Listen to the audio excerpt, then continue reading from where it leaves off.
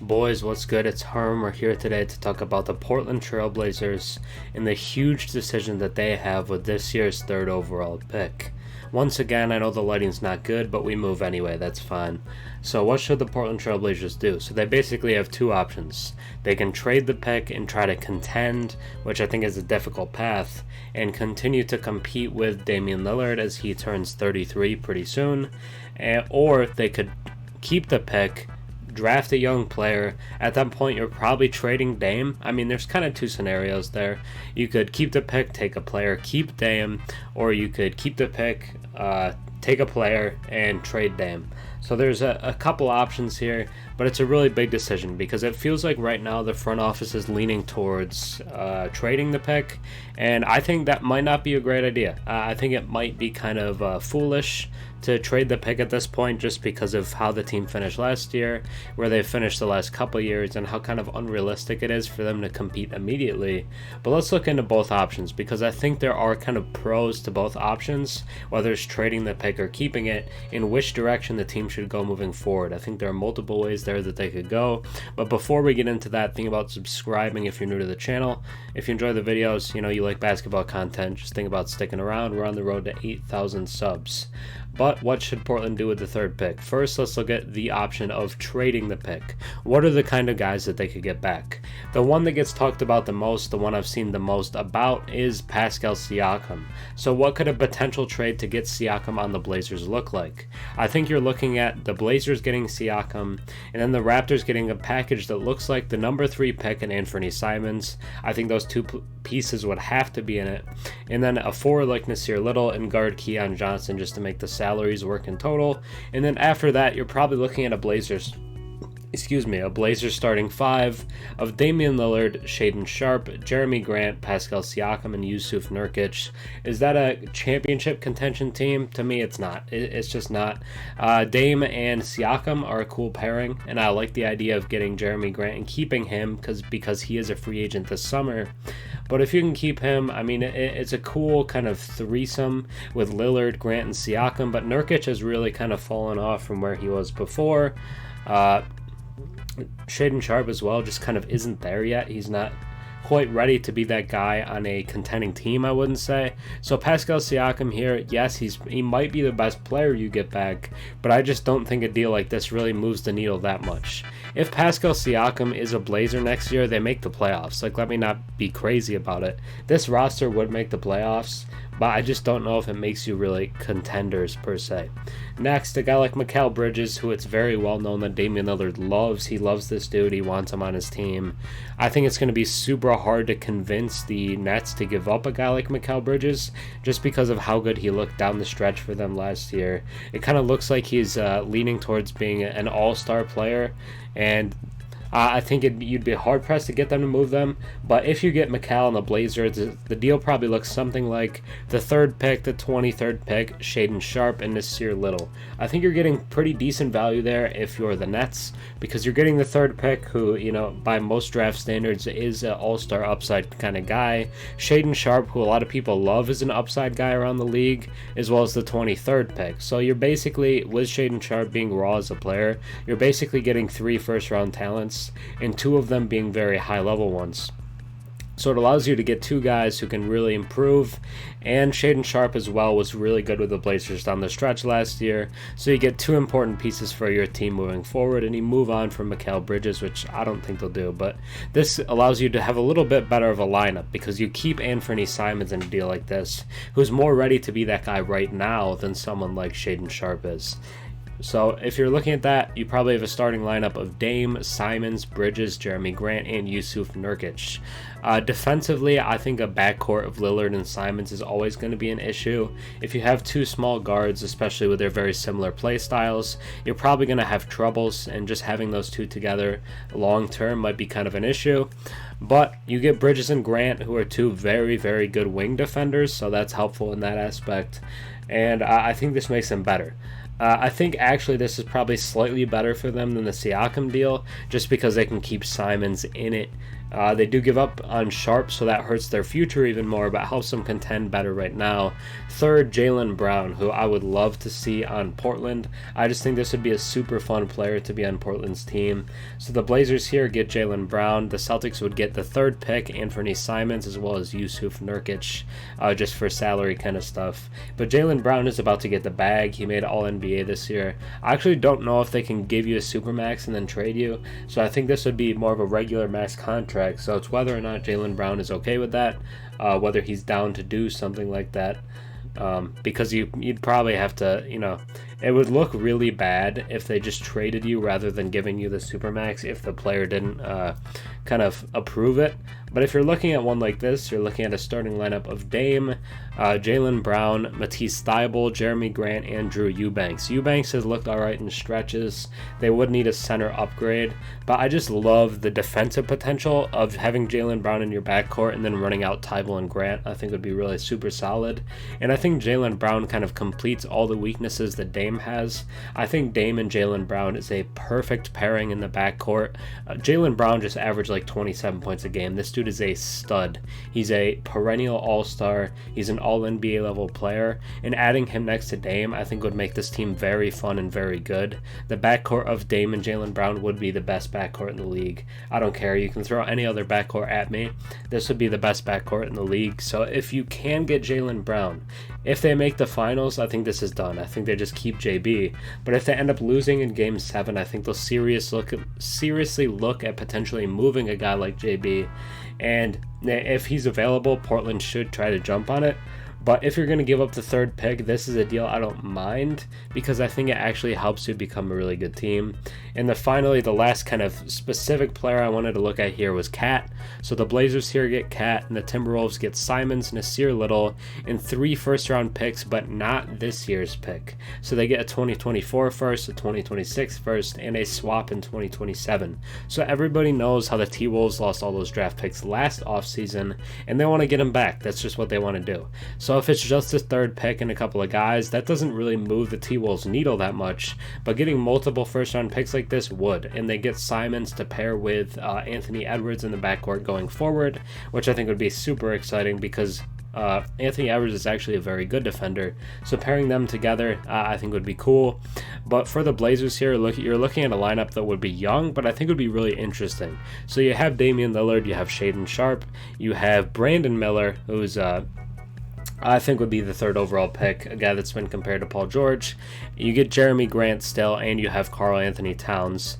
I think maybe with JB you have a little better chance of competing, but I think this is a more kind of well-rounded unit and can help you be better right now. Maybe you start someone like Thybulle over someone like Sharpe just because he's a better defender right now.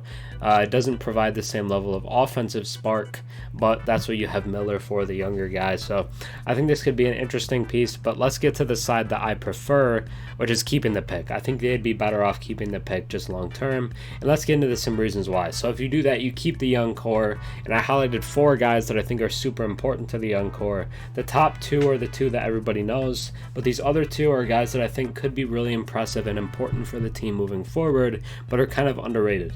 So Anfernee Simons, 21.1 points per game last year, 4 assists with not very good, but pretty good, 45, 38, 89 splits. The field goal percentage could be a little better, but the rest of it is good. The 3-point shooting is good and the free throws are good. Simons is a good player. He's basically, I think he's going to be the next Dame type of guy. I think he's a very similar type of player. He's super young still, and he's going to be an all-star at some point. That's just going to happen because the dude's a bucket. He's a good player, and I wouldn't be so willing to give him up, especially when Dame was out last year. He averaged almost 30 points a game. So just to be able to use him as a throw-in in a trade isn't something that I love. I know it's talked about a lot that Simons will be in one of these trades, but if I'm them, Simons is way younger than Dame. He's on a cheaper contract. He's not Dame right now, but he's a player who's very good and is continuing to improve. So I'd be very, very hesitant to just throw him in a package for someone else. Second, Shaedon Sharpe, in his last 10 games of the season, averaged almost 24 points per game with 6 rebounds and 4 assists. Just has looked really good when given opportunities early on. Didn't make all rookie actually, which I think is a crime, but is super, super athletic, super fun to watch. and has drawn comparisons to like people like Kobe and MJ just because of the flashiness and athleticism. He's a great player. He's going to end up being a super good player. He's still pretty raw, just realistically. Shaedon Sharpe has a lot of work to do, but I think he's going to be a great player in this league. I think he's going to be an all-star. So to have these two guys as your backcourt going forward, I think these dudes are great. And if I'm Portland, I'd be building around Simons and Sharpe more than I would be contending. Cam Reddish in his first 10 games of the Blazers, so before they started tanking, they kind of cut his minutes when they started tanking because I think he was helping them win. I think he's a winning player. But his first 10 games to them averaged 14 points per game and 3.1 rebounds. This is playing with their starters, and he started some games for them. Cam Reddish was quietly turning it around with the Blazers before they started to tank it a little bit. He's a free agent this offseason, but I think they'll try to bring Cam Reddish back, and I think he has upside still to be a good player, and underratedly still pretty young. Same draft class as guys like RJ Barrett, Zion Williamson, so pretty young player still at this point, but has kind of disappointed, but I think he's still going to be a good player. Skylar Mays also only 6 games to them, so this sample size is really small, but 15 points per game, 8 assists per game was super good for the Blazers. 50, 46, 92 splits are not continuable, but it seems like he's a player who can be a good backup point guard and just showed a lot of really impressive flashes for the Blazers down the stretch, which I love to see and can be an important piece for them moving forward. I also think a guy like Jabari Walker is someone to keep an eye on for them, and Nasir Little as well, but Nasir Little has been a little disappointing, I'd say, from what a lot of people thought he could be. And then I think you're looking at adding a key piece with the third pick. So you have all those guys I just mentioned, and then you can bring in someone else that's really big. So you bring in Scoot Henderson, maybe, whose pro comparison is Russell Westbrook. 16.5 points per game, 7 assists, 5 rebounds per game with the G League Ignite this season. His shooting numbers slipped a little bit, but I'm not too concerned about it. I think he's a great player. I would suggest the Hornets take him at 2. I've already made a video about that, saying the Hornets better not mess this up. They better take Scoot, so I would assume Brandon Miller's the guy that's still on the board at 3, but that's not a bad piece to get either. Paul George, pro comparison, 19 points per game at Alabama, 8.2 rebounds, was an All-American as a freshman, and is just a guy who is going to be a scorer and has the length to be a good defender. He struggled a little bit down the stretch of the season with some injuries that are kind of under the radar, but Brandon Miller to me is a guy that I really like, and he fits the Trailblazers roster because they already have those 2 guards, like I said, in Simons and Sharpe. So if you're building a team moving forward, getting a guy like Brandon Miller to fill one of those forward spots is really huge for your team developing going forward, and I think that getting the third pick is super valuable. And just to toss it aside for a couple more years of Dame, along with Anfernee Simons and a lot of these deals, I think it's a real tough pill to swallow. One of the pieces, if you're keeping the pick, I think you could look at trading Dame to start the rebuild. These rumors have been going on for multiple summers now, so you might say it's not likely, but I think there are interesting packages to be had from different teams. So if you're trading to the Sixers, I think you could have a package of Maxey, Springer, Reed, and a pick or 2. So you get Maxey and then the other 2 interesting young guys that the Sixers have. Maxey already basically an all-star level talent, so if you get Maxey in there, it was probably the most consistent 76er throughout the playoffs. If you can add Maxey, I'd be super happy with that. If he's traded to the Heat, you're probably looking at Tyler Hero, Duncan Robinson, Nikola Jovic, and picks, which is a little less enticing, but Hero's shown flashes of being a pretty natural 20-point per game guy. If he's to the Knicks, you're probably adding Barrett, Toppin, McBride, and picks. Barrett showed some flashes to me in the playoffs as well. I was impressed with RJ throughout the playoffs, and could be a nice wing for you if you're getting Miller too. And Toppin, I think, has really high upside that was kind of untapped. If you're trading to the Nets, you get a center, which is huge because they need one. But you get Ben Simmons, you get Nick Claxton, and probably Cam Thomas. So that's 3 guys with high upside. Simmons, I think, is kind of a resting beast. I think he can get back to where he was. And if he does that, he's a perennial all-star and Defensive Player of the Year candidate. And at that point, you're thrilled. So You get him, you get Claxton, who's also a Defensive Player of the Year candidate guy. So all of a sudden you have great defense, and you have Cam Thomas, who's shown to be a pure bucket getter. If it's to the Clippers, I think this package is probably the worst. But Norman Powell, you let him be the guy for a year, build up some value, trade him at the deadline. You get Zubac, you get Terrence Mann, who I think is still interesting, still relatively young. You get BJ Boston, and you probably get picks. And I think it's just rebuilding the right way. I think if you keep the pick, you're doing the rebuild right, and you kind of help yourself better in the long term. So there's no guarantee that adding a star makes the team a true contender. The Western Conference is really good. The Nuggets aren't going anywhere. They're going to continue to be good. The Lakers, I think, are going to go more all in for next year. The Warriors, if they're healthy, I think will be right back there. The Suns, they have Booker and KD. They're going to be right there. I mean, come on. Like, the West isn't going to get any worse. The Grizzlies might drop a bit because I think we're probably going to see a Ja suspension at some point.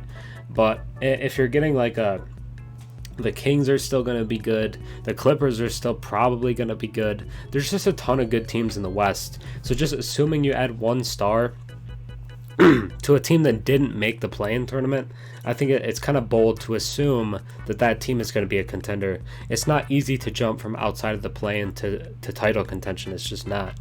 Don't trade your future to please 33-year-old Damian Lillard.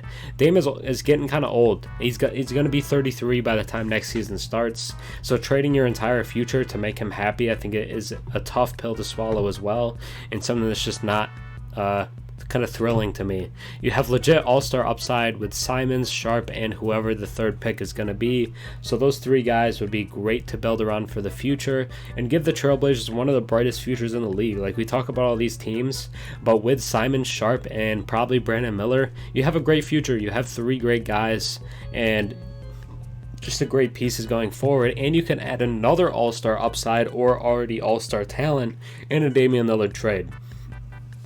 So I think that you're probably better off trading Dame and trying to rebuild the right way, because this team could get better quick and they would have a lot of good young guys. Just fill roster with a ton of young talent, I think, is the move. If I'm them, I keep the pick, I don't trade it, but there are interesting trades to be had, which I think I highlighted earlier in the video. But let me know what you think the Trailblazers should do. To me, it's rebuild the right way, do the right thing, but let me know your thoughts. I know a lot of people will be for trading and trying to contend right now, so let me know your thoughts down below. Hopefully you enjoyed the video. That's going to be it for me, I think. So have a good rest of your day. Think about subscribing. Peace.